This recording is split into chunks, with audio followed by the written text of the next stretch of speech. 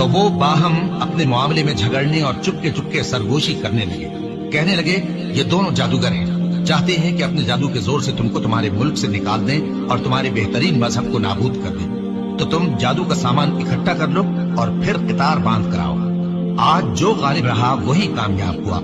جادوگر بولے کہ موسیٰ، یا تو تم اپنی چیز ڈالو یا ہم اپنی چیزیں پہلے ڈالتے ہیں. موسیٰ نے کہا بلکہ تم ہی پہلے ڈالو. جب انہوں نے چیزیں ڈالی تو یکا یک ان کی رسیاں اور لاٹھیاں موسیٰ کے خیال میں ایسی آنے لگی کہ وہ میدان میں ادھر ادھر دوڑ رہی ہے.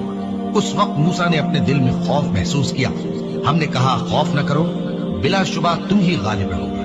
اور جو چیز یعنی لاٹھی تمہارے داہنے ہاتھ میں ہے اسے ڈال دو کہ جو کچھ انہوں نے بنایا ہے اس کو وہ نکل جائے گی. جو کچھ انہوں نے بنایا ہے یہ تو جادوگروں کے ہتھ کنڈے ہیں، اور جادوگر جہاں بھی جائے کامیاب نہیں ہوگا. اس پر جادوگر سجدے میں گر پڑے، کہنے لگے کہ ہم